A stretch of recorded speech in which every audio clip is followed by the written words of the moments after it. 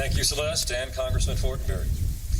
Well, the fact that a wide range of religious leaders have joined the Catholic Church in fighting the HHS mandate demonstrates that this battle is fundamentally about religious freedom and not about contraception. One of those religious leaders is with us today. Please welcome Ms. Karen Bowling, Associate Director of the Nebraska Family Council.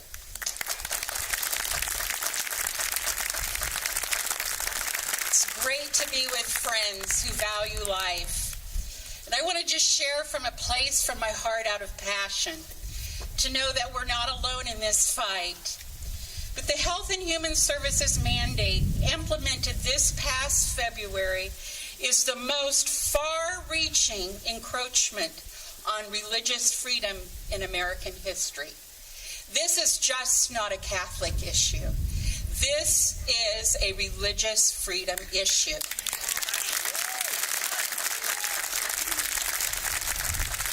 Who would think that we lived in a day where a mandate would force coverage of sterilization and abortion-inducing drugs and devices as well as contraception?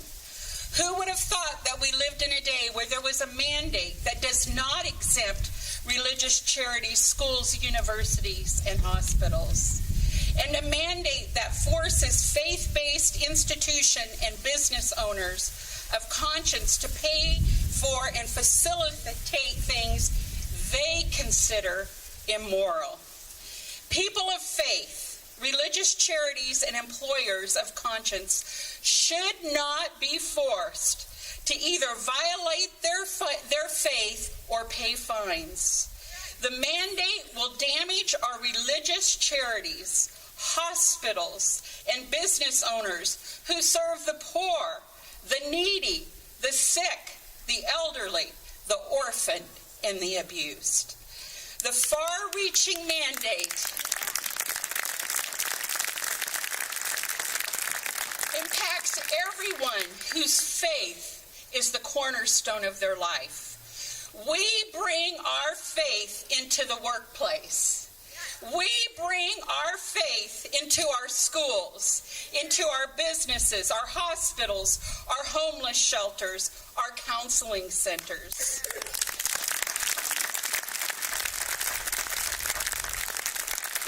Do we want a city where St. Elizabeth, the People's City Mission, Catholic social services, Christian counseling centers have to close their doors in order to honor their faith convictions? No, not on our watch, not on our watch.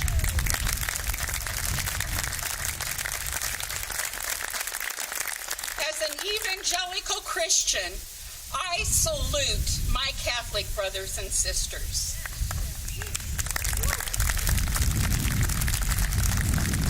You have faithfully carried the mantle for life. You have continued to be a voice for the least among us, and we thank you. Many are joining the fight, as Greg mentioned. Hobby Lobby has just recently filed a lawsuit, and this past Wednesday, Tyndale Publishing, a Christian Bible publishing house, has also joined the fight. Joining the fight. The Southern Baptist Convention, the National Association of Evangelicals, Union of Orthodox Jewish Congregations of America, Evangelicals for Social Action, and the Council for Christian Colleges and Universities are just a few who are standing together.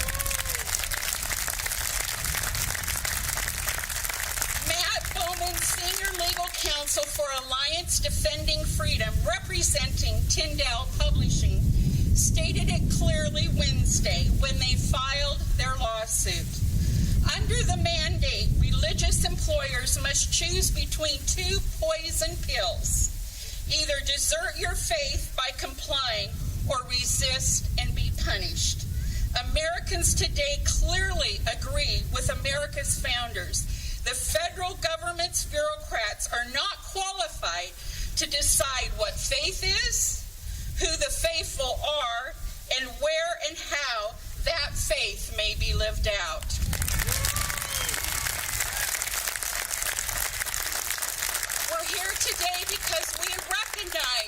according to the Psalms, David told us, each one of us is fearfully and wonderfully made. Not one of us is a mistake. America is at a crossroads. Let's ask ourselves, what can I do? What can you do to make a difference?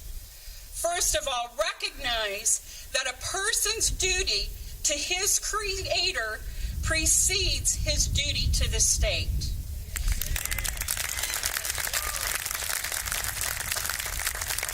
Pray for spiritual awakening in America. Pray for a movement of repentant, humble prayer. Vote, be informed, and vote your values. And finally, engage. Tell your friends, family, anyone who will listen. We are living in a day that requires our civic courage. No matter the cost, we should consider it an honor to stand for biblical principles. We have been given a gift, our liberty to vote and the liberty that Jesus Christ alone can give us, freeing us from the debt of sin. What liberty we have. In closing, I want to tell you just briefly, this past Wednesday, about 50 Nebraskans had the opportunity to meet 3 pastors and missionaries from the country of India. In 2004, they found themselves in an election where their Christian rights were going to be removed, and the church in India began to lock arms. Let's fast forward to the year 2012. Over 4,000 denominations have come together in India representing 200,000 praying people. And these humble men told us Wednesday, please let America know that beginning this past September 27th until November 6th, we have committed as a nation to pray and fast for 40 days.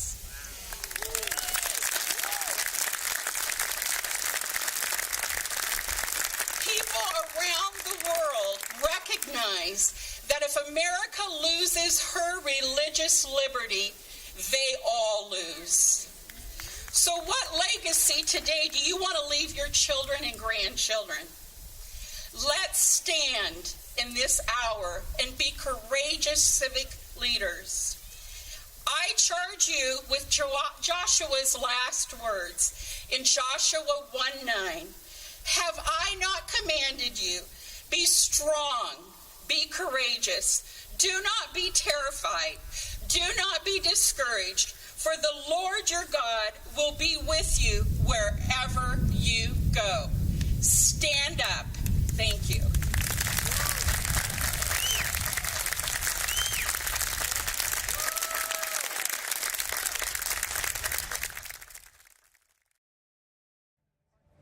Would you like to tell us why you're here today?